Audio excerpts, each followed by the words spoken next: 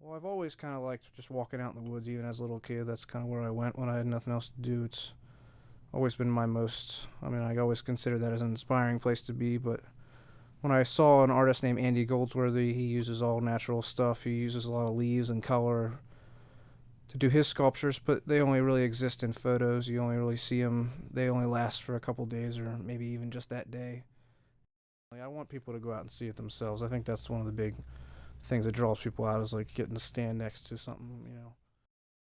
I was never an art major or really cared about art much until I started 3 years ago in WVU. So I can kind of relate to people that don't know much about art and don't go to art galleries. So I like the idea of bringing art to the public and kind of putting it in their faces, and they have to go see it if they're out there, or they can easily go find it if they want to. I want people to really recognize the materials that they're looking at as something they see every day, but never really thought could be used in a particular way. So I think that's kind of the magic or you know imagination, inspiring thing that people see when they go look at the outdoor projects that I do, because they see these grapevines hanging from trees all the time, and they see moss and they see all this stuff, but they just might just pass it by and never think of it twice. And then if I can use it in a way that they've never seen before, or represent something that they have seen, but with these materials, it kind of makes them rethink about them and look at them differently.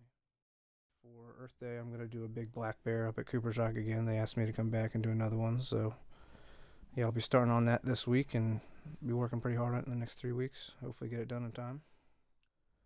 If I can't get it done by then, I guess it won't be the end of the world, but I'd rather get it done that way so I can get the news and stuff to come out again. That was pretty exciting last year, and I'm definitely one of those people that works best under pressure, so I'm always kind of coming down to the wire. And but when I get it done the way I want it done, and I can actually step back and say I don't want to touch this thing anymore, it's a pretty good feeling. And I like seeing people's reactions and talking to people. That's why I like doing the public projects. So if I get it done enough, I like it, and if I don't, I'll always kind of see the mistakes and nitpick at it, even if other people say it's good and they like it.